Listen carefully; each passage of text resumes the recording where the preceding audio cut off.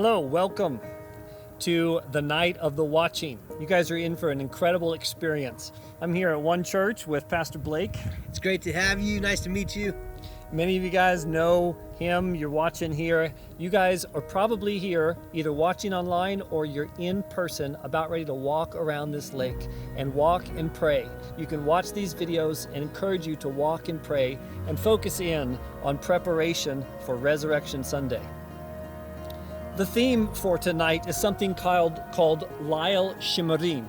La'el Shimurim comes out of Exodus chapter 12, verse 40, and it says this. It says, "The time that the people of Israel lived in Egypt was 430 years. At the end of 430 years, on that very day, all the hosts of the Lord went out from the land of Egypt. It was a night of watching by the Lord to bring them out of the land of Egypt. So this same night of watching is kept to the Lord for all the people throughout their generations." That word, La'el Shimurim, is night of watching. It means to stay awake and to keep vigil.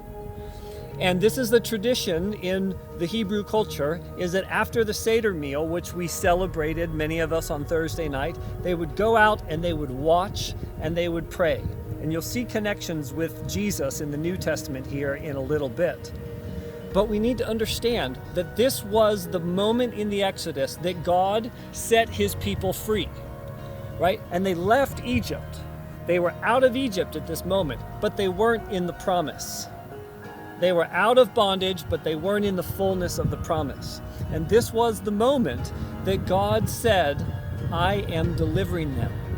And the scriptures say that happened on a specific day. Right? The word "to the very day," 430 years to the very day. That term, "to the very day," is a word that's first used in Genesis when God creates Adam and Eve, and then he takes the rib out of Eve and he looks at her and he says, "Bone of my bone, flesh of my flesh." That's the word "bone of my bone," is that very day. What does that mean? What God is saying there is that word means the very substance of a thing.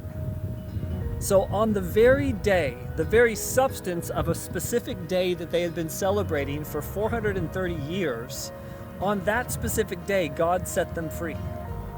And without doing a whole big timeline teaching on this, it makes you wonder what that day was. What day had they been keeping track of for 430 years that on the very day they got set free out of bondage, it was the fulfillment and the substance of one of God's promises?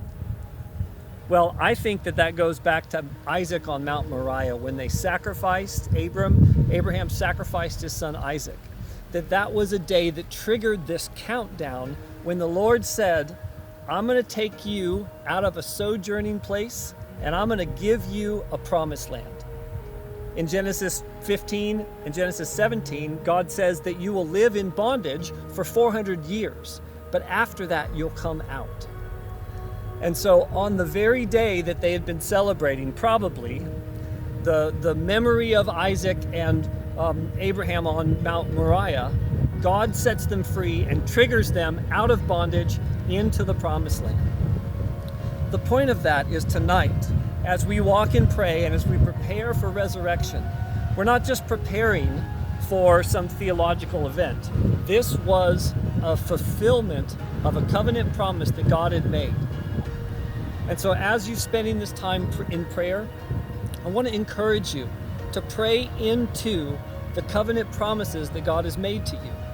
Okay? You're not just praying wishes or desires. When we pray what God has promised, though we may not be there yet, we're out from the old world, we're into the journey towards the new, and we pray for the fulfillment of God's covenant promises.